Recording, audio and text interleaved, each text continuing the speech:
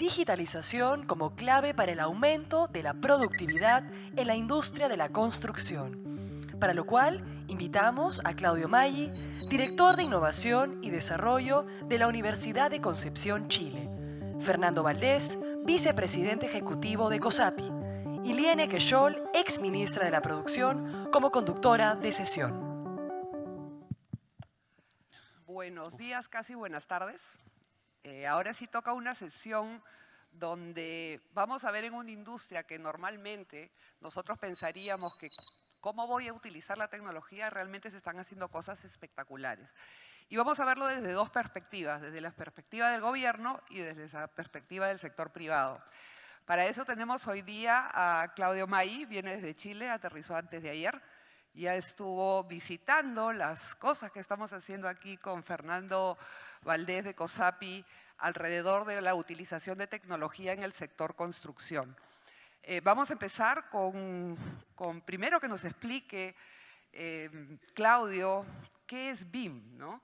Building Information Model. ¿Cuántos de ustedes han escuchado hablar alguna vez de BIM? Manos. 5% de la audiencia. Bueno, lo mismo me pasó a mí cuando me pidieron manejar esta sesión y lo que he encontrado es increíble y las cosas que se pueden hacer es espectacular. Claudio, te cedo el micro para que nos expliques primero qué es BIM y cómo lo están utilizando en el gobierno chileno. Bueno, gracias, Lienek. Buenos días, gracias por la invitación, primero que todo. Siempre es un placer y es muy estimulante visitar este país y esta ciudad que siempre, a mí por lo menos, me sorprende con su avance y su pujanza. Les voy a contar bien sintéticamente lo que ha sido la experiencia de trabajo entre agencias del sector público y la industria de la construcción de mi país en torno a dos grandes desafíos para la industria de la construcción, como son la sustentabilidad y la productividad. Y cómo, a partir de una herramienta que es una tendencia tecnológica en la industria de la construcción, que en general las empresas la han ido adoptando en nuestra región más bien tímidamente, más bien las que tienen la tendencia innovadora llevan la delantera, como un elemento de diferenciación, también puede ser visto como una gran palanca de productividad en una industria tan importante en términos de empleos y de su peso en la economía como es la construcción, y que en general, como tú bien decías, tiene un bajo nivel de digitalización relativo, pero con esto puede dar un salto enorme.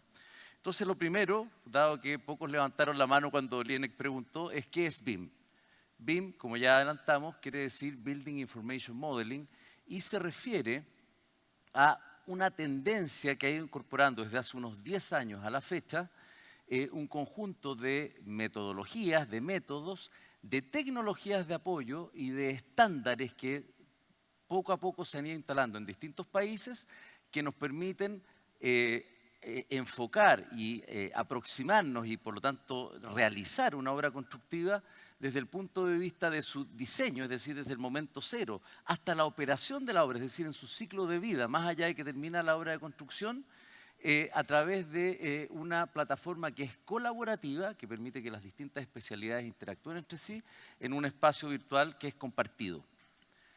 Aquí hay dos claves que es muy importante entenderlas para diferenciar lo que muchas empresas, en mi país al menos, de la industria, plantean cuando dicen, no, yo uso BIM, y que tiene que ver con un software 3D para establecer bases de planimetría, por ejemplo, los planos de una obra, que efectivamente es una expresión de BIM, pero para nada representa el BIM en cuanto a estándar y en cuanto a visión para marcar fuertemente el avance de la productividad del sector. La primera condición es que BIM se aplica a lo largo, como ya expliqué, del ciclo de la vida de cualquier edificación, de cualquier obra constructiva, y por lo tanto implica que en cualquier momento, y esto Fernando probablemente lo va a explicar con mucha más propiedad que yo, se puede chequear el avance de un proyecto constructivo en relación a lo planificado. Y esto es clave cuando estamos hablando, por ejemplo, de inversiones públicas en materia constructiva, porque implica cumplimiento de plazos, ¿no? Y en segundo lugar, la otra característica esencial de BIM es que involucra a todas las especialidades de la cadena de valor, es decir, incorpora interfaces entre lo que es arquitectura, ingeniería, cálculo y especialidades. y la gestión de la obra una vez que ya se entrega. Y esto también es clave, porque nos permite reducir problemas de coordinación que tienen asociados, ¿no es cierto?, costos por descoordinación. En el mundo, BIM se ha ido incorporando ya de una manera importante como un estándar que en algunos países es mandatorio. Tenemos el caso tal vez pionero y más avanzado de Reino Unido. La gente de Reino Unido nos contó un dato impresionante. Al año, el país en términos fiscales ahorra 2.300 millones de libras esterlinas gracias a la incorporación mandatoria de BIM en la contratación pública de edificios y obras constructivas. Pero también Estados Unidos, Australia, los países nórdicos y los países del Golfo Arábico han incorporado ya BIM como un estándar mandatorio. Y hay varios países en el mapa como Francia, Rusia y un poco más atrás Canadá, China, Alemania, España, que lo tienen previsto en un futuro bien cercano y por lo tanto ya están incorporándolo.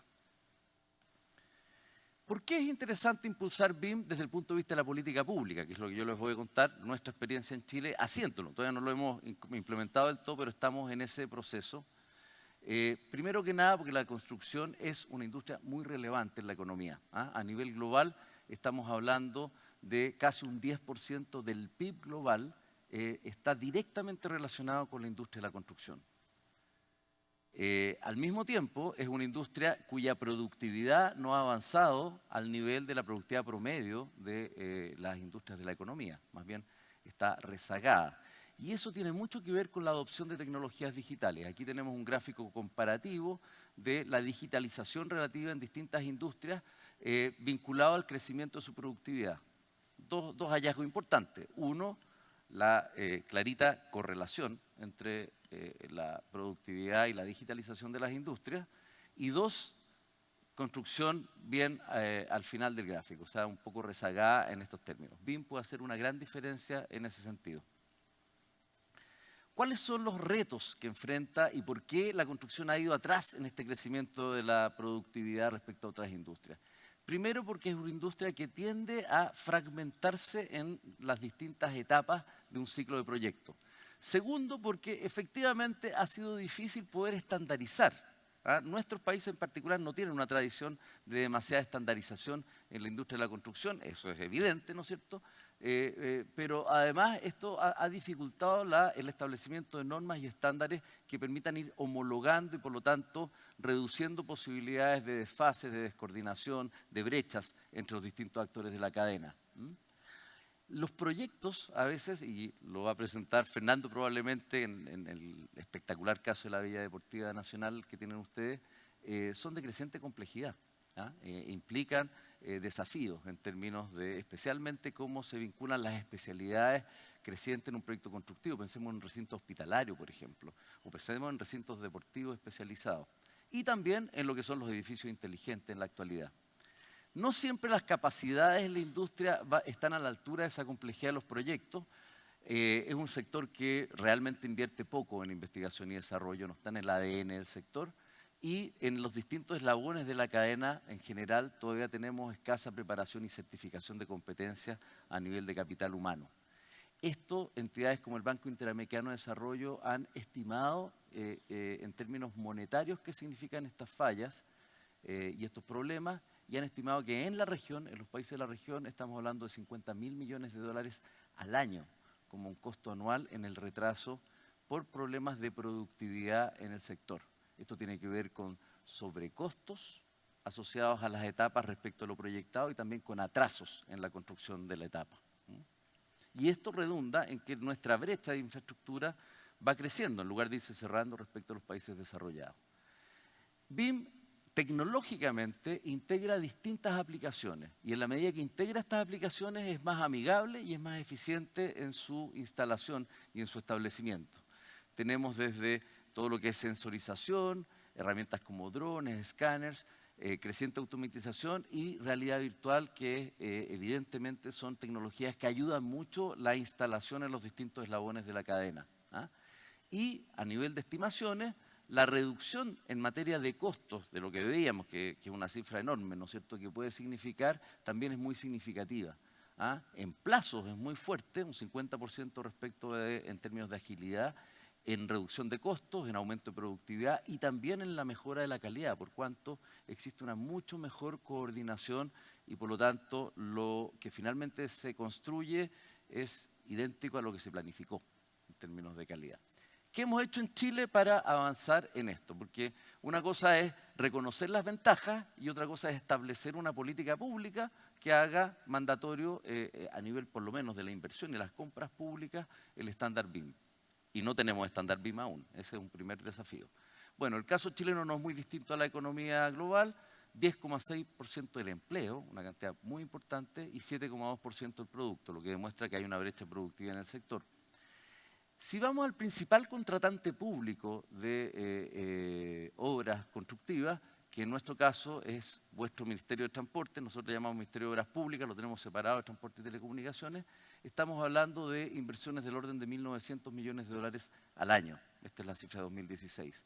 Sin embargo, de esa cartera de proyectos que se adjudican, el 96% de ellos van a tener modificaciones en su desarrollo producto de atrasos o producto de contingencias negativas, que implican sobrecostos.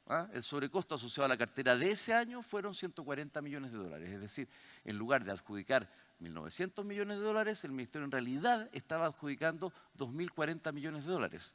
Y quizás ese principal proponente que se adjudicó la obra terminó no siendo el proponente más conveniente en términos de la calidad, porque asociada a la ejecución de la obra hubo un sobrecosto finalmente. ¿Qué hemos hecho para evitar esta situación? El Ministerio de Obras Públicas es el principal contratante, pero no el único. Están los ministerios sectoriales como salud, educación, está organismos como la policía y otros, los municipios, que son importantes inversores en materia edilicia y en materia de obras constructivas, y con todos ellos, y con un actor muy importante, que fue muy importante convencer en esto, que es nuestro Ministerio de Hacienda, viene siendo el MEF acá en Perú, el equivalente, nos dimos cuenta de que aquí había una gran oportunidad de hacer mucho más eficiente la inversión pública en construcción, pero esto no lo podíamos hacer solo, sino que había que hacerlo con la industria, porque esto implica poner al día los sistemas de compra pública y contratación pública y poner al día también y facilitar la adopción del estándar a nivel de industria. Y aquí ayudó mucho el que desde 2011 tenemos este espacio que se llama Construye 2025, de diálogo permanente en materia de sostenibilidad y productividad con la industria de la construcción, principalmente con la Cámara Chilena de la Construcción, que es un organismo que reúne a todas las empresas del gremio, y el Instituto de la Construcción, que reúne a las capacidades tecnológicas asociadas a las especialidades.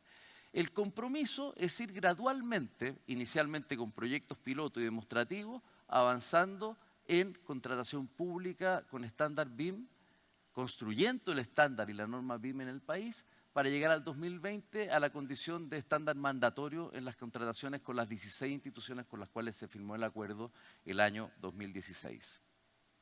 Básicamente, esto implica trabajo en 5 ejes. Primero, en institucionalidad, porque necesitamos una institucionalidad que acompañe esta puesta a punto, tanto del sector público como del sector privado.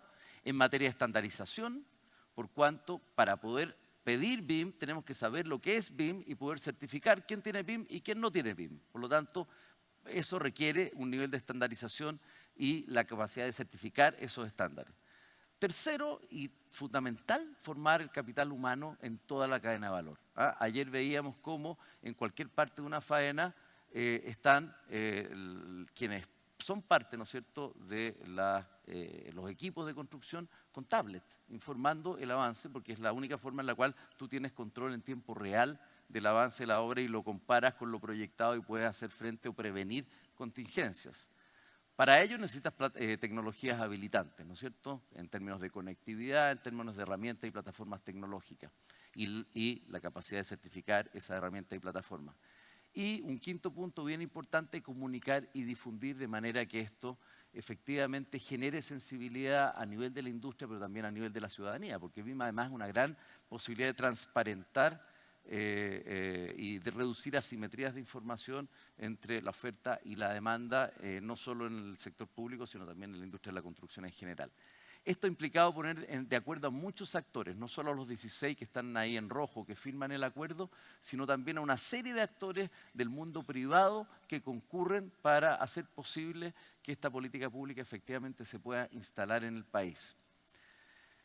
Para ello el sector privado se organizó un espacio de trabajo, de aprendizaje, de diálogo con el sector público que se llama BIM Forum Chile, y el sector público también se organizó y a través de Corfo, que es nuestra agencia de apoyo al desarrollo productivo, Corfo tiene por ley la capacidad de crear pequeñas agencias en temas específicos y se crea el Comité de Transformación Digital, que en este momento dentro de las 3 prioridades que maneja está construcción, BIM. La otra es salud digital, justamente me acordaba viendo la presentación previa, y la otra es digitalización en la industria. Y BIM es una de esas 3 prioridades por el impacto que tiene a nivel de productividad y calidad del empleo. ¿Cuáles son los avances que hemos tenido en este periodo en que hemos estado trabajando codo a codo con la industria instalando esto? Primero, ya tenemos 5 tipologías establecidas en términos de cómo se expresa el estándar BIM en ese tipo de obras constructivas. Estamos hablando de edificios institucionales, edificios consistoriales o de sedes de otro tipo de instituciones, recintos formativos, es decir, colegios y establecimientos de educación pública en este caso, porque estamos hablando del proceso de contratación pública, recintos hospitalarios y de salud, aeropuertos tanto concesionados como no concesionados. Ya tenemos establecido un programa con el Ministerio de Vivienda que tiene un ciclo de inversión más corto que el Ministerio de Obras Públicas, en donde la preinversión toma varios años. En vivienda el ciclo es un poco más corto, entonces ya en 2016 pudimos licitar la construcción de 32.700 viviendas, tanto sociales como económicas, con este pre-estándar BIM, es decir, con características que ya vienen muy bien especificadas en el proceso de licitación y muy bien cumplidas por los contratistas, digamos, adjudicados de la obra. Nos incorporamos al comité espejo de la norma ISO, que está justamente a nivel de normas ISO a nivel global, estableciendo un estándar sobre trabajos de construcción que tiene muchos elementos que son directamente relacionados a la lógica BIM. Y el estándar nacional BIM para proyectos públicos ya va a estar vigente, operativo y rigiendo a partir de mayo del próximo año. Estamos en ese proceso de trabajo. Pero aquí la trampa no era caer en la secuencialidad, sino ir avanzando mientras se prepara el estándar, generando pilotos y trabajando con la industria. El otro gran tema era poder diagnosticar cómo están nuestras capacidades y qué necesitamos. Entonces hubo un gran trabajo de diagnóstico en términos del capital humano, las personas, los distintos eslabones de la cadena de valor, para formarlos en BIM, identificar qué demandas y qué tenemos que formar en términos de competencia, y con lo cual se definieron 5 roles críticos que sí tienen que cumplir, y por lo tanto tenemos que generar oferta formativa, porque no había cómo formar a esas personas, no teníamos la capacidad, por lo tanto hubo que partir formando formadores o importando formadores en estas competencias, con 35 instituciones de formación, tanto técnica, profesional como universitaria. Esto va desde los ingenieros, arquitectos, hasta operarios de la construcción. Por lo tanto, era clave, digamos, cubrir todo ese espectro.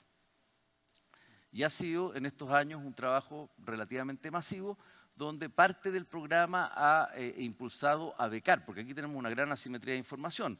Le decimos a un técnico electricista que tiene que certificarse en BIM y él dice, ¿para qué si no lo necesito? Claro, hoy no lo necesito, pero pasado mañana lo va a necesitar. Entonces, una forma de convencer de que es el momento de formarse, aquí se hablaba en la mañana de eso, cómo nos formamos para el futuro, es generando una beca que incentive la participación temprana y la formación temprana. Pero también tuvimos que formar a los públicos, porque crear una licitación BIM no es sencillo y tienen que participar desde los abogados hasta los analistas y los inspectores del lado público en la formación en torno al estándar, con lo cual también tuvimos ya, estamos proyectando este año 120 becados en las instituciones públicas que son encargadas de hacer la contratación de obras constructivas. Un ejemplo icónico, con esto ya voy cerrando la presentación, es la ampliación del aeropuerto de Santiago. Es un aeropuerto que desde el principio de los 90 no ha tenido intervenciones.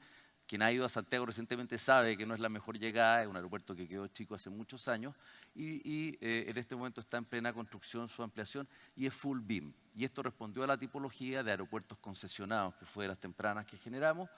la empresa, el consorcio adjudicatario, un consorcio francés en alianza con Astaldi, un consorcio, una empresa italiana, que no es Atlantia, lo aclaro, y que, bueno, va a tener el desafío de duplicar la capacidad de este terminal aéreo, y en este momento uno puede, como cualquier ciudadano, mirar en qué etapa está el avance respecto a lo proyectado, cómo están previstas las interacciones entre las distintas especialidades en un proyecto de gran complejidad como es este, y la verdad es que ha sido nuestra tal vez principal proyecto insignia para difundir y sensibilizar respecto al BIM a todo nivel, a nivel de la industria, pero también a nivel público. Esta experiencia también ha servido para inspirar el que entidades multilaterales de la región generen iniciativas para promover esto debido al gran ahorro que significa esto, e inclusive debido al ahorro en sus propias carteras. Por ejemplo, el Banco Interamericano de Desarrollo al año financia con más de 4.000 millones de dólares obras constructivas de los distintos gobiernos de los países de la región. Por lo tanto, aquí también hay una oportunidad de ganar muchísima eficiencia y, por lo tanto, en este momento el BID ha iniciado una asistencia, un proyecto de cooperación técnica entre varios países de la región para generar estos efectos demostrativos e ir formando las capacidades que se requieren para que BID pase a ser un estándar mandatorio en los distintos países de la región, podamos tener un plan, ojalá regional, de aprendizaje, de compartir experiencias como las que me tocó ver ayer acá en Lima, que es realmente lo mejor que he visto en esta materia en la región, y que además también en los préstamos multilaterales podamos incorporar las especificaciones que hagan acelerar la adquisición de esta herramienta innovadora y con gran impacto en la productividad por la parte de la industria. Eso es lo que les quería contar. Tenemos, por supuesto, a nuestros contactos, tanto en el lado privado como en el lado público, y feliz de contestar consultas o lo que corresponda respecto a esta experiencia. Gracias. Gracias, Claudio.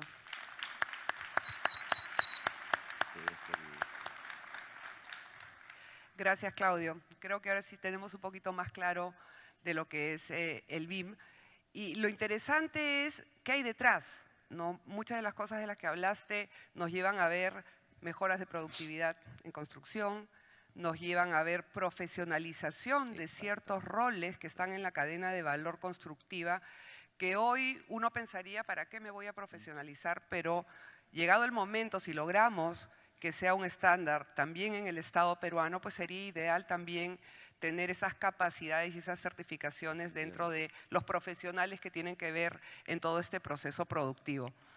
Ahora vayamos un poco de la teoría y de lo que se está avanzando en el gobierno chileno a la realidad.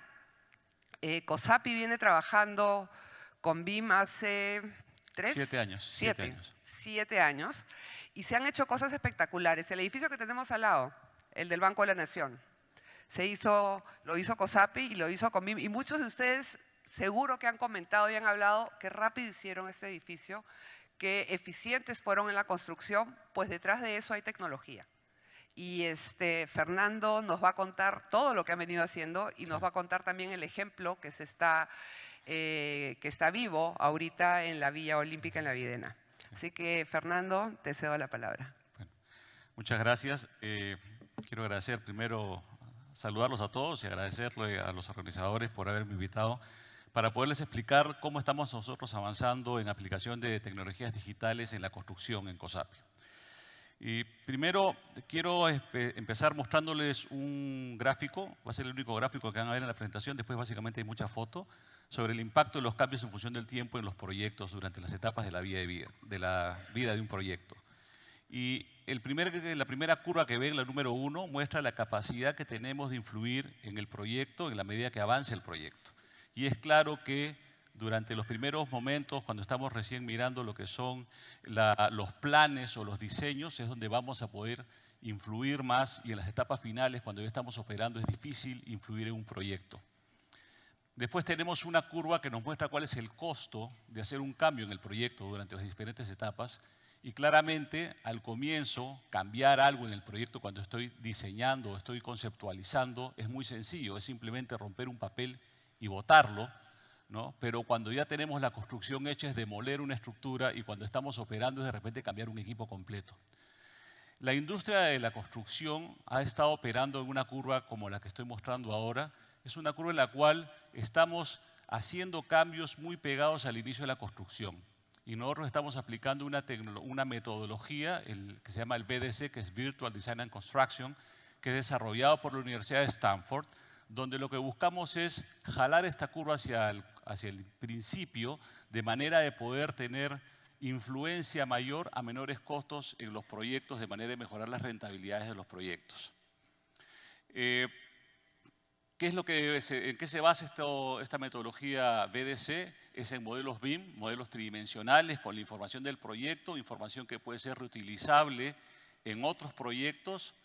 Se basa en diseños de procesos específicos para cada proyecto, donde definimos cuáles son las bondades que le vamos a poner a los modelos BIM y cómo los vamos a desarrollar. Estos proyectos se desarrollan para cada proyecto.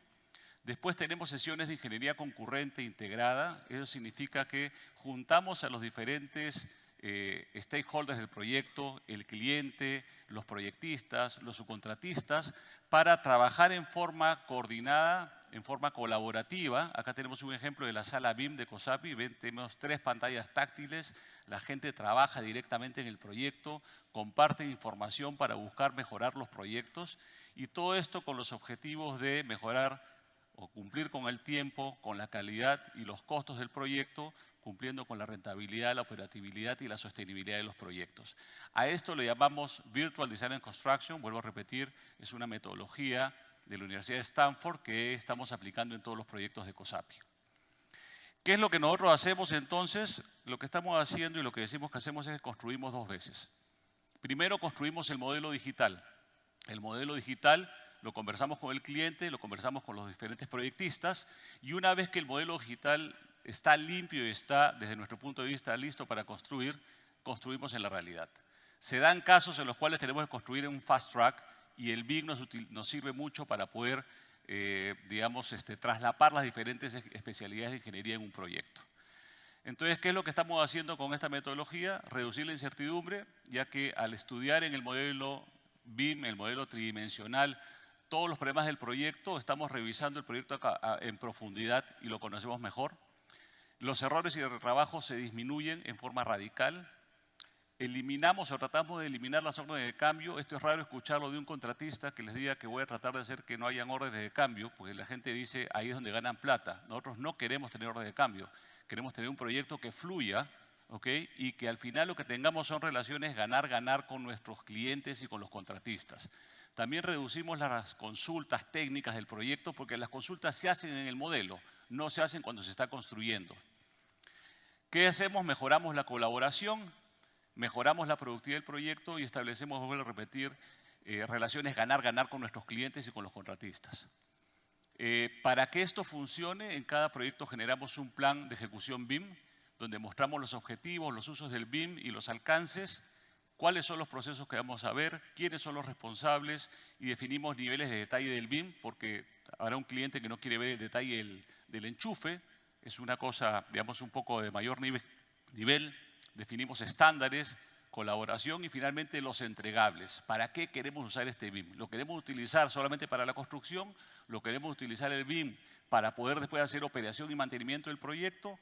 Todo eso lo definimos en esta primera etapa y hacemos un plan. Entonces, acá, por ejemplo, tenemos un ejemplo en una edificación con los diferentes modelos tridimensionales en BIM de las especialidades, estructuras, arquitectura, instalaciones sanitarias, eléctricas, y lo que hacemos nosotros es tomamos los modelos que unos los hemos hecho nosotros, otros son de contratistas de ingeniería de los clientes, y los juntamos en un solo modelo, donde podemos verificar todas las interferencias que pueden haber en el modelo antes de empezar a construir y buscamos los errores que se dan. La normalidad de un proyecto de construcción que no utiliza BIM es encontrar muchos problemas durante la construcción, porque a la hora que vemos que se mezclan todas las especialidades vamos a encontrar muchos problemas. Entonces, acá les voy a poner un ejemplo de cómo identificamos y gestionamos las incompatibilidades. En el modelo que ustedes están viendo, hay el modelo tridimensional en el cual hacemos recorridos virtuales para buscar justamente identificar las incompatibilidades del proyecto. Y una vez que se identifican, usamos una herramienta que se llama Revisto, que está en la nube y que nos permite, por ejemplo, como en este caso, encontrar, si lo ven ahí hay un círculo, donde hay un problema porque se encuentra que hay una incompatibilidad entre la especialidad eléctrica y la sanitaria. Se le envía un correo a los especialistas del tema para explicarles, ahí está la foto de cuál es el problema, y estos especialistas encuentran la solución antes de empezar a construir. Esto lo hacemos en sesiones en las salas BIM, donde tenemos a los diferentes proyectistas y el cliente trabajando en conjunto de forma colaborativa. Cuando las sesiones avanzan, vemos que la gente se para delante de las pantallas y empieza a resolver en el tema. Estas son pantallas que son táctiles, uno puede tomar notas en la pantalla y eso va a la nube para que todos sepan lo que se está construyendo, lo que se está haciendo. Y finalmente, esto también lo llevamos a los proyectos. Acá tenemos una foto en un proyecto donde van a ver que hay dos proyecciones. Una es la que ustedes ven y otra hay una luz de un proyector que es la segunda pantalla para poder compartir la información. Acá revisamos omisiones de información, interferencias del proyecto y hay propuestas de mejora. Y cuando esto ha sido ya revisado con los proyectistas, nos vamos a un nivel inferior todavía y le mostramos el modelo a los subcontratistas que van a estar a cargo de la obra que estamos subcontratando para revisar recorridos de instalaciones, verificar las soporterías y encontrar el secuenciamiento ideal del proyecto. ¿Secuenciamiento desde qué punto de vista? ¿Quién entra primero, quién segundo y quién tercero? Porque en la construcción el primer subcontratista que entra es el que ahorra más plata, porque es el que pone sus cosas primero y el segundo tener que resolver cómo funcionan las cosas.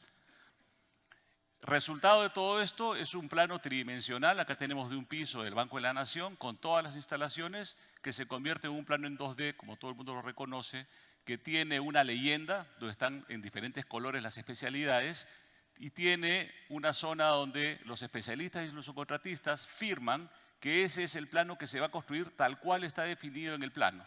Nadie tiene autoridad para cambiar.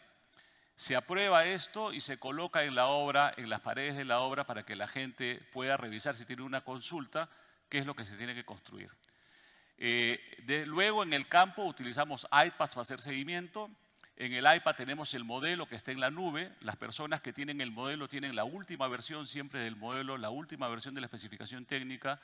Y si vemos un problema de calidad porque no se ha colocado de acuerdo a lo planteado, vemos que se puede tomar una foto y se envía por correo electrónico al área de calidad para hacer las correcciones que hayan que hacer.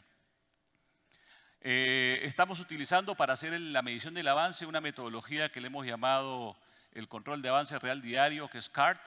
Y con esto lo que estamos buscando es que la gente de producción de la obra, con la gente del área BIM, planeamiento y la oficina técnica, trabajen en forma colaborativa para hacer el plan de la obra. El plan de la obra lo vemos en 3 dimensiones y definimos las metas del proyecto. Estamos trabajando con modelos 4D, que son el tridimensional y el tiempo, y tenemos un software que nos permite decir, por ejemplo, oye, para el 12 de noviembre la obra de La Videna, ¿cuál va a ser el avance? Y vemos el dibujo del avance de la obra. Entonces, esto lo utilizamos para medir el avance, proyectar el avance primero y segundo para medir el avance diario. Y acá tenemos un reporte. El dibujo que ustedes ven a la mano derecha es la meta de producción de la semana. Lo que está a la mano izquierda, hay una zona que está en rojo que no se lo pueden ver, que es lo que no se pudo concluir. Entonces, gráficamente sabemos que hay una viga que no se pudo hacer en el plan de la semana. Y después también tenemos lo que se tiene que producir en el día y lo que se produjo realmente y cuál es el estado del proyecto en ese momento. Para poder compartir información con los clientes y con nosotros en la sede central, hemos comprado unas cámaras que toman fotos esféricas, no sé si alguno de ustedes ha visto, cámaras que toman fotos 360. Entonces, en este, por ejemplo, es un ejemplo del molde Arica, que teníamos el cliente en Santiago de Chile, nosotros en Lima y la obra en Arica, y tiene unos puntos rojos marcados donde colocamos estas cámaras esféricas que toman fotos como la que ustedes están viendo ahí. Esta foto la compartimos con los clientes y todos los que están de alguna manera relacionados al proyecto pueden ver el avance diariamente y tenemos un software que nos permite comparar 2 fotos esféricas en diferentes momentos. O sea, por ejemplo, quiero ver la foto de hoy día, cómo está, y compararla con hace 2 semanas y veo efectivamente cuál ha sido el avance real del proyecto. Esta es una manera de transparentar con los clientes la información. Nosotros trabajamos hoy día con los mormones que están en Salt Lake City y en los proyectos donde estamos compartiendo el avance de la obra con ellos de esta manera. Acá un ejemplo, este es el modelo virtual, cómo se convierte después en la realidad. Fíjense que es casi exactamente lo mismo, tenemos un match del 95%, que esto era impensable hace 5 o 7 años. Acá, por ejemplo, tengo un ejemplo, una foto. Si ustedes ven, hay una bandeja eléctrica que tiene como una V invertida. Y la pregunta es, oye, ¿por qué hemos hecho eso? 3 días después, fíjense la cantidad de tubos que pasan por ahí. Al haber encontrado en el modelo electrónico esa interferencia y desarrollarla antes de que llegue el problema, ahorramos plazos, ahorramos costo, evitamos retrabajos y la relación con los subcontratistas es una relación ganar-ganar. El subcontratista construye algo y no tiene que deshacerlo. Y el plazo se va a cumplir porque no hay que deshacer las cosas. Un ejemplo, por ejemplo, este es un modelo BIM donde encontramos que la tubería se cruzaba con la obra de concreto. Normalmente lo que se hubiese sucedido es que hubiésemos tenido que vaciar el concreto y después hacer perforaciones diamantinas para que pase el tubo, pudiendo afectar la estructura. Entonces, ¿qué es lo que hacemos nosotros? Identificamos y antes de vaciar el concreto ponemos los pases. Ya no hay que hacer la perforación diamantina. Acá, por ejemplo, nos hemos ahorrado $600 de un solo cocacho por haber identificado eso. Y en el Banco de la Nación encontramos casi 300 pases. Nos ahorramos casi $60.000. Y en la Clínica Internacional encontramos casi 600 pases. Y ahí está el ahorro que logramos en la clínica solamente por trabajar en el modelo tridimensional. La Universidad de Stanford dice que por cada incompatibilidad uno puede encontrar un costo de alrededor de $500 de costo directo. No incluye acciones de plazo, discusiones con el cliente, abogados. Y fíjense que en el Banco de la Nación encontramos nosotros 1.859 incompatibilidades. Nos ahorramos casi $1 millón por utilizar la herramienta. Y en la Clínica Internacional, ahí ven el ahorro de $310.000 casi, por poder tener la tecnología en la mano. Acá tenemos, por ejemplo, un ejemplo de un subcontratista nuestro de agua que ya no tiene planos, lo que tiene es su modelo electrónico en 3 dimensiones en la computadora y usando ese modelo toma las medidas del modelo y le da órdenes a su equipo de trabajo. Eso era impensable hace poco. Algo más que estamos haciendo que va por ya, aparte del BIM, nos hemos comprado unos escáneres y unos drones para poder levantar la realidad con nivel milimétrico. Acá tengo un ejemplo del templo de Luren que estamos nosotros reconstruyendo. Se levantó la realidad. Todo lo que ven ahí son puntos digitales con color de topografía. Son puntos topográficos que se levantan con estos instrumentos. Un escáner levanta 1 millón de puntos por segundo. Si nosotros ponemos un escáner ahora y esperamos unos 5 minutos, nos vamos a ver dibujados todos a nivel de perfección. ¿Para qué lo usamos en el templo de Luren? Es porque vamos a demoler parte del templo y lo tenemos que reconstruir exactamente igual a como estaba antes, ¿no? Acá, por ejemplo, tenemos un ejemplo. Hemos escaneado una obra minera, ¿ya? Y hemos tomado la realidad del scan y que está en puntos grises y le hemos metido lo que es el BIM del proyecto. Y fíjense que al hacer eso nos encontramos con que el BIM se cruza con la realidad del proyecto. Por lo tanto, el cliente nos estaba mandando a construir algo que no era construible y que iba a causar problemas futuros de costos, de plazos y de relación. Al haber encontrado esto con anticipación, hemos ahorrado realmente muchos problemas. Este escáner nos lo llevamos a otro proyecto y levantamos la totalidad de la planta minera y le pusimos encima el BIM del proyecto que nos mandaron a construir para poder encontrar interferencias. Para que tengan una idea, todo lo que es plomo es levantamiento virtual con estos escáneres. Este trabajo fue 5 días de trabajo de campo y 10 días de gabinete. O sea, en 15 días levantamos la realidad del proyecto y cuando el cliente montó su BIM, pudimos encontrar todos los problemas antes de que empiece el proyecto. Algo más que estamos haciendo es que estamos ahora mezclando los modelos BIM con realidad virtual. Nos hemos comprado unos Oculus Rift y lo que hacemos con estos Oculus Rift es que uno se los pone y se mete en el modelo. Cuando me meto en el modelo es que yo puedo, si estuviésemos en el modelo de esta sala, yo estaría sentado en la sala y podría ver hacia donde yo mire con los lentes lo que está construido, me puedo acercar, puedo volar, puedo acercarme a todas las instalaciones. Los clientes los estamos ayudándolos a usar esto para que ellos puedan ver su proyecto antes de que esté construido y puedan hacer cambios antes de que empiece todavía la construcción. Y estamos usando lo mismo en la obra hoy día de La Videna para poder programar y proyectar los trabajos. Acá tenemos gente de campo que tiene que construir y que en muchas oportunidades tú no puedes entender exactamente, porque el plano 2D es una complejidad que ha desarrollado el hombre para poder plasmar la realidad del mundo, pero mucho más fácil es verlo en 3D. Entonces le ponemos los óculos y ellos ven el proyecto. Y el planeamiento de la obra lo hacemos en una sala que tiene estas 3 computadoras con el óculos, y cuando alguien tiene un problema se siente y lo ve. Esto realmente facilita mucho la conceptualización del proyecto. ¿Dónde voy a colocar la grúa torre para poder llegar? ¿Dónde coloco mi grúa? ¿Tengo espacios para caminar? Todo eso lo vemos en el modelo. Resumen de cómo hemos llegado a esto en COSAPI. Empezamos en el 2011 contratando unas personas para hacer unas primeras iniciativas, y al comienzo inicialmente hacíamos dibujos, todavía no le metíamos información al BIM. En el 2013, en el Hospital del Carmen, hicimos el primer modelo BIM realmente de un proyecto con todas las especialidades. Hicimos lo mismo en la oficina de Cálida. El Templo de los Mormones de Trujillo, tomamos un modelo que tenían los arquitectos de Salt Lake City y le aplicamos la tecnología BIM, y nos fue realmente muy bien, muy retador.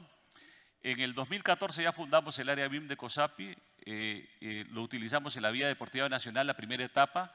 De ahí nos ganamos el Banco de la Nación, y realmente les digo que el Banco de la Nación no hubiese sido posible terminarlo en el plazo que tenía si no hubiésemos tenido el BIM.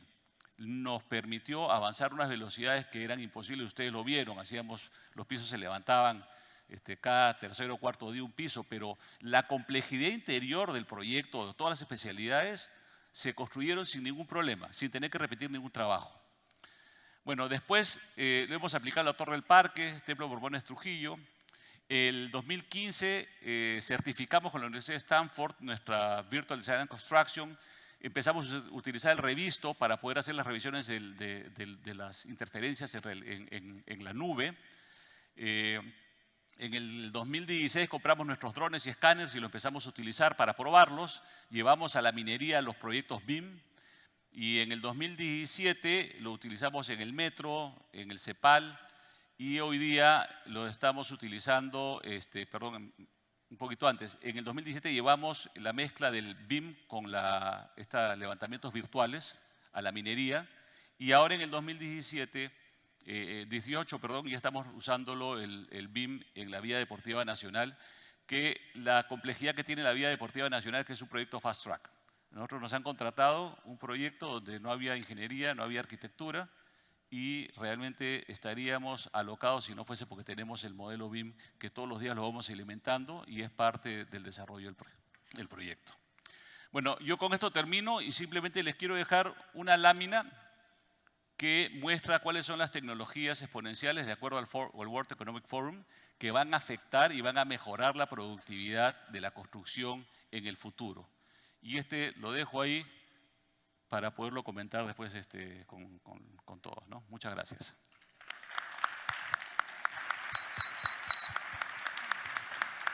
Gracias Fernando. Me imagino que más del 90% de la audiencia se ha quedado asombrado de lo que podemos hacer con tecnología en construcción y cómo lo estamos haciendo aquí en el Perú. Como decías, Claudio estuvo visitando la villa el día de ayer con Fernando y se ha quedado asombrado del trabajo que se viene haciendo ahí. Y el trabajo que se tiene que hacer viene de 2 puntos, ¿no? Desde el lado público y desde el lado privado. Y desde el lado público, Claudio, ¿cómo lograr que en el Perú tengamos una política de Estado que nos permita estandarizar este tipo de herramientas tipo BIM? ¿Por qué? Porque eso nos lleva a transparencia, a delimitar corrupción, a reducir los costos en las obras públicas, que son muchísimas las que tenemos y es donde hemos visto que se han dado muchas cosas no muy lindas, ¿no? ¿Qué nos aconsejas? ¿Por dónde empezamos? ¿Qué hacemos? Bueno, sin duda avanzar hacia una política pública que integre este tipo de estándares. En este caso estamos hablando de BIM, pero aplica en muchas otras industrias en términos de lo que la digitalización puede hacer por mejorar la transparencia, la eficiencia, reducir asimetrías de información, pasa por abordar una serie de problemas de coordinación que es necesario abordar. Y los problemas de coordinación sabemos que si no hay voluntad de las partes es muy difícil resolverlo o se resuelven en muy largo tiempo cuando ya tuvimos un montón de costos en el camino. Por lo tanto, el rol de articulación para resolver esos problemas de coordinación, lo que en la literatura se conoce como los honest brokers, es clave. Es súper importante identificar quién va a tener ese rol de sentarse frente al público, al actor público y decirle, mire, aquí hay un ahorro evidente para las finanzas públicas y por lo tanto un montón de recursos que se liberan para hacer más cosas o para abordar otras áreas que ahora se están, en el fondo, malgastando en ineficiencias asociadas a este tipo de proyectos. Pero eso implica no solo las ganas, implica formar al funcionario y a quienes apoyan al funcionario público en poder hacer licitaciones que efectivamente respondan a instalar ese estándar. Pero también implica conversar y construir confianza con el sector privado, en el sentido que este estándar se va aplicando de una manera gradual, que nos permite incorporar, como tú muy bien decías, competencias en todo lo largo de la cadena. Y aquí, mientras vamos bajando en el nivel de calificación, más desafiante es instalar esas competencias, que implica hacer el apronte tecnológico, que Fernando nos mostraba de una forma de maravilla, nos mostraba lo que significa esta incorporación tecnológica, por un lado en la empresa, que es líder, pero también en todos sus subcontratistas. Ayer conversábamos que la obra de la Villa Deportiva Nacional implica 130 contratos, subcontratos, que además es procura pública, imagínate. Por lo tanto, es un desafío enorme. Yo diría que esa construcción de confianza que se va haciendo de la mano de hitos clave, por ejemplo, definir, bueno, cuándo ya tenemos una norma, cuándo nos comprometemos a incorporar esa norma en las licitaciones públicas y cómo vamos desarrollando una serie de proyectos icónicos piloto antes de que esté la norma, de manera de ir demostrando que sí es posible y que efectivamente tiene los beneficios que planteamos tiene esta tecnificación en términos de productividad, de ahorro y de transparencia. Gracias, Fernando. Y es importante también mencionar que en el caso de Chile, ustedes lograron el compromiso de la presidenta Bachelet, inclusive públicamente ella mencionó la utilización de este estándar para el 2020. Entonces, como hemos escuchado también en otras sesiones, el tema del liderazgo y tener a los dueños de los proyectos y a las cabezas totalmente comprometidos en cada uno de estos proyectos es fundamental también para poder llevarlos adelante. Desde tu caso, desde tu lado, Fernando, esto cuesta, tiene un costo al final, ¿no? ¿Cómo el cliente, ya sea privado o público, está interiorizando el hecho de que podría parecer más caro inicialmente, pero al final vas a tener una obra mucho más eficiente, una obra a la cual vas a poderle hacer un mantenimiento posterior en los siguientes años mucho mejor dado que tienes en 3 dimensiones el proyecto? ¿Cómo sientes que lo está tomando el gobierno, el privado, el asumir este costo adicional o lo están asumiendo ustedes? Sí. A ver, vamos por los privados primero. El sector privado ya hoy día lo está aceptando. Al comienzo, digamos, vendíamos la obra y ofrecíamos el BIM y como que no lo compraban. Entonces, como nosotros queríamos desarrollarlo, desarrollamos los modelos BIM y el cliente después miraba que efectivamente habían una serie de beneficios y terminaba pagando, ¿ya? Porque no, este BIM es mío, ¿ya? Tú lo quieres utilizar, ¿no? Entonces conversábamos y le mostramos al cliente cómo efectivamente habían problemas del proyecto y que se pueden solucionar antes de. Y tenemos varios clientes que lo han tomado y hoy día nos contratan. Lo que todavía no es claro es que ellos no ven el ahorro futuro como, digamos, a favor nuestro para el día que nos contraten la segunda vez, no nos comparen por igual. Porque claro, cuando tú me comparas, cuando yo cotizo una obra con otro, no estás verificando el ahorro futuro que te voy a dar por esta aplicación de la tecnología BIM y todas las cosas que les he mostrado. Pero yo creo que es un tema donde los clientes se van a ir dando cuenta porque la tecnología va a llegar y los que no tengan la tecnología van a ir desapareciendo. Ahora, en el sector público es mucho más difícil. El sector público, yo te diría que va a empezar, más que entrando a hacer modelos BIM, es a tener que hacer mejores ingenierías de sus proyectos. ¿Ya? Porque el problema que tiene el sector público, por el cual se encuentra uno con la cantidad de adicionales de obra que existen, es porque los proyectos nacen mal, los proyectos tienen malos estudios, y al tener malos estudios, al final lo que tenemos es un proyecto que tiene muchos adicionales de obra. Entonces, en la medida que el gobierno invierta más dinero en los estudios de ingeniería que son necesarios para hacer una obra, y si llegamos al día en que el estudio tenga el BIM de la mano, efectivamente ese día vamos a poder hacer grandes ahorros de costos por retrabajos, no por menores cantidades, porque las cantidades serán las que tengan que ser, pero lo que vamos a tener es menores discusiones por ampliaciones de plazo y adicionales de obra por problemas que nacen en la ingeniería del proyecto, ¿no? Gracias, Fernando. Ahora voy contigo primero. Gente, ¿no? Porque muchos procesos de cambio y de transformación son gente. ¿Cómo lograste en estos 7 años, no solamente desde tu equipo interno dentro de COSAPI, el comprar, utilizar esta metodología, porque es un cambio radical, sino también enganchar a todo al entorno con el que vas a trabajar después, desde el arquitecto, ¿no? El arquitecto pues te da tu plano y el arquitecto eso no me lo cambias y nadie me va a decir cómo voy a hacer las cosas, más o menos, ¿no? Y tienes que certificar, como mencionaba Claudio, inclusive a la gente para que use tecnología que normalmente nunca la utilizó. ¿Cómo fue ese proceso hacia el interno y hacia tus subcontratistas para que compren y se suban dentro de este proceso? Primero es una decisión de empresa. ¿Okay? Hay una decisión del más alto nivel que dice, oye, esta tecnología es la que, digamos, nos va a ayudar a liderar la industria de la construcción en el Perú en el futuro. Entonces, una vez decidido eso y que sabemos que a eso le vamos a apuntar, contratamos un grupo de gente, inicialmente poca gente, eran 3 personas que venían con experiencia en Estados Unidos, que habían hecho BIM en Estados Unidos, y hicimos primeros proyectos, como expliqué, y después hicimos un proyecto que era ganador, donde lo mostramos en BIM. Y a la gente le demostramos que modelar en BIM un proyecto era posible y que era más barato que hacerlo en la metodología tradicional. Después tuvimos la oportunidad del Banco de la Nación, donde le aplicamos todo lo que habíamos aprendido al banco y le sacamos el jugo. En el desafío que era hacer el Banco de la Nación, ya le dimos carta libre a la gente que había estado haciendo BIM para que nos dé muchas ideas. Y empezamos a aplicar, y aplicar, y aplicar, y llevé a mucha gente de COSAPI y de fuera de COSAPI al proyecto para que vean lo que estábamos haciendo. Entonces mostramos un proyecto ganador y que la herramienta del BIM era importante para que ese proyecto ganador funcione.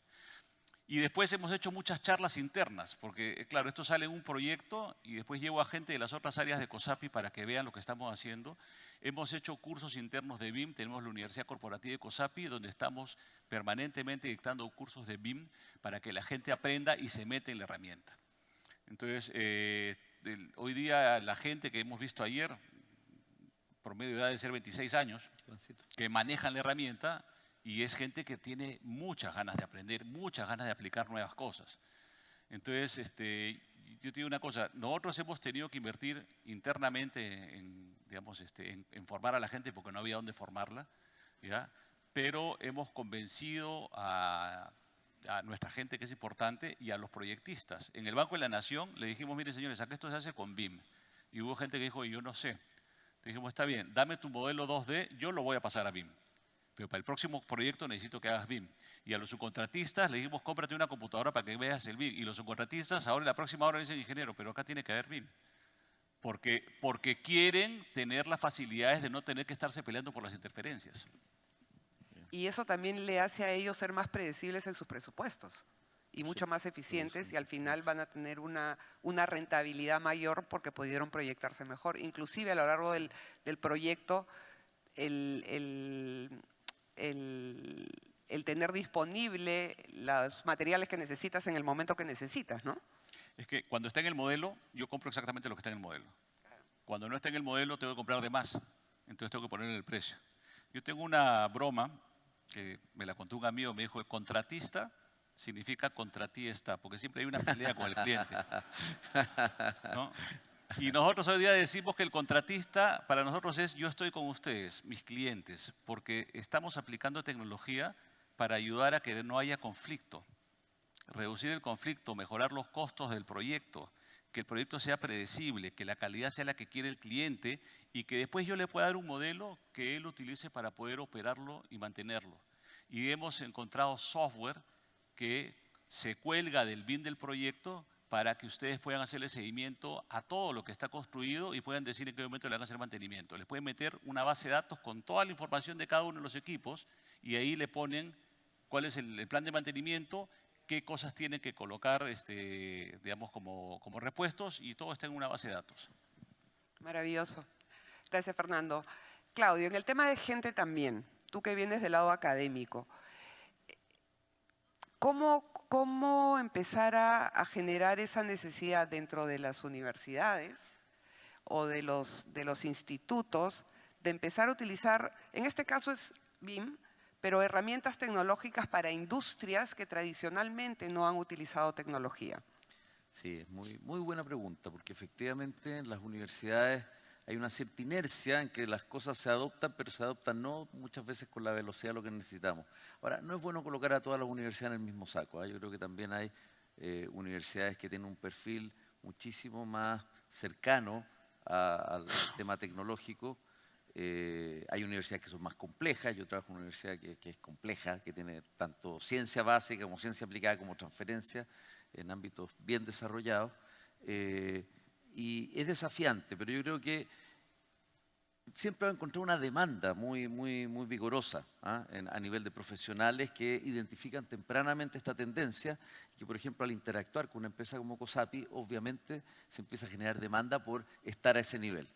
El problema se provoca en los niveles de menor calificación, porque ahí ni siquiera conocemos en un principio cuál es el perfil de competencias que necesitamos, ¿ah? Y ahí yo creo que hay que ser muy pragmático. Por un lado, avanzar fuertemente en instalar capacidades en los institutos de formación técnica, de manera que se certifiquen competencias, pero también apoyar decididamente a empresas como que hacen lo que nos contaba Fernando, que ellas mismas instalan esas capacidades, trabajan con sus proveedores, instalan lo que le llaman la universidad de formativa, y yo creo que ahí hacemos la mejor sinergia público-privada posible, porque el otro camino puede ser un poco más largo. Ahora me va a llegar tal vez más amplio, pero es más largo. Por lo tanto, yo creo que ambas cosas, en eso sin dogmas, ¿eh? Gracias, Claudio. Creo que este ha sido un ejemplo claro de cómo la tecnología definitivamente puede ayudar tanto al sector privado como al sector público, pero hay que atreverse. Te atreviste hace 7 años, ¿no? Y tuviste gente que se fue y trabajó contigo.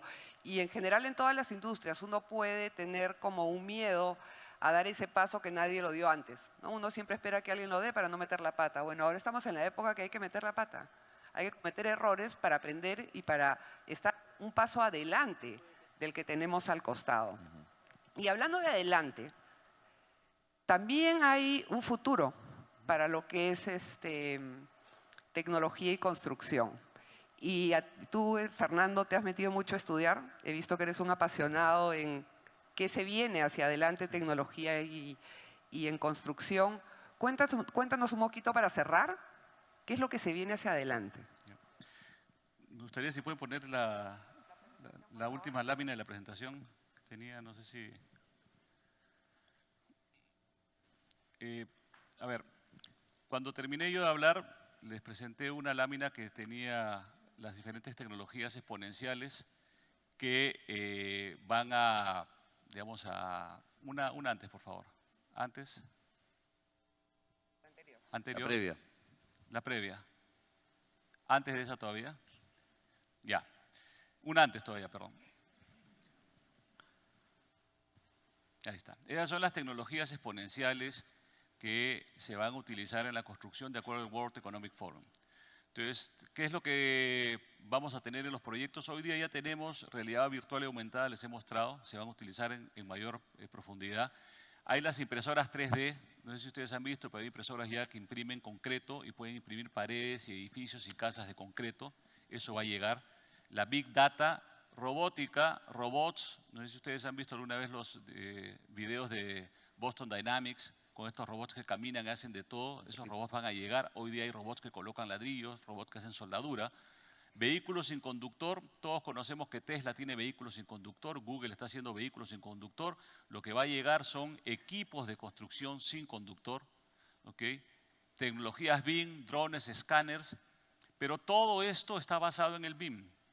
Porque les voy a poner un ejemplo. Yo tengo un proyecto, voy con mi escáner o con mi dron y levanto la realidad del proyecto minero, envío un robot, saca muestras, con esas muestras el ingeniero hace su diseño, va a utilizar de seguro inteligencia artificial para mejorar el diseño, vamos a diseñar un modelo en 3D en BIM, ese modelo lo voy a implementar o implantar en la realidad del terreno que he levantado con el escáner y cuando eso esté hecho, la excavación, voy a apretar un botón y el equipo sin conductor, el tractor o la excavadora, va a ir al lugar y sin operador va a hacer el proceso de excavación, luego de compactación, de seguro vaciado concreto.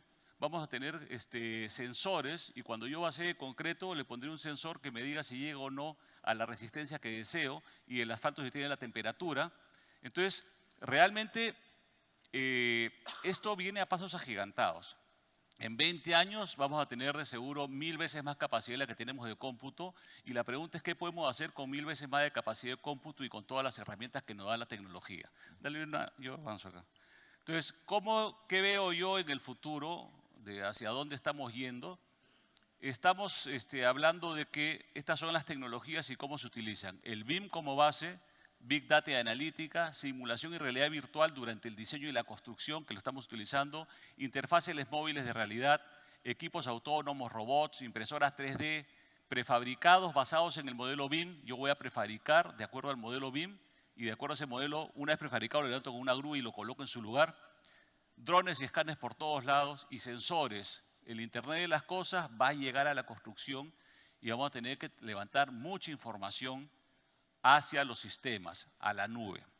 Entonces, una idea del futuro, hoy día, ¿qué hacemos? La fabricación es in situ, labor física, documentos están en papel, algunos ya en la nube, recolección manual de datos y actualización de costos y plazos de calidad, todo manual, y equipos del proyecto principalmente en la obra. Ustedes si tienen amigos que trabajan en la construcción, viven 21/7, 21 días en la obra y 7 en su casa, esto va a cambiar. ¿Cómo va a cambiar? He puesto 2025, puede ser 2030, prefabricación, muchísima basada en modelos BIM, modularización, impresiones 3D en el sitio. Para los que no han investigado mucho, hoy día se imprime metal, se imprime papel, se imprime madera, se imprime concreto, se imprime plástico. Entonces esas impresoras van a ir a los lugares de donde estamos construyendo. Mayor uso de equipos sin operador y robots en la obra, menos mano de obra, más robotización, documentos electrónicos todo en la nube, enfoque basado en sensores para el avance. O sea, yo he visto hace 2 semanas un equipo que es como un pequeño robotito, como un tractor, que lo sueltas por la obra en la noche y tiene un escáner y levanta la realidad del proyecto y al día siguiente te dice qué es lo que hiciste contra lo que hiciste el día anterior. Eso es un control que ya existe hoy día. La pregunta es a qué precio va a bajar para el futuro y cómo lo vamos a utilizar. Y finalmente el centro de mando va a estar centralizado, no estará ya en la obra, sino estará en la oficina central o de repente desde las casas de la gente haciendo teletrabajo. Entonces, esta visión creo que es a lo que vamos a ir. La tecnología nos va a llevar a eso. Y la realidad es que o estamos las empresas constructoras metidos en la tecnología o esta realidad nos va a pasar por encima y nos va a atropellar. Muchas gracias. Gracias Fernando, gracias Claudio, muchas gracias a todos. Muchas gracias a todos los participantes de la sesión.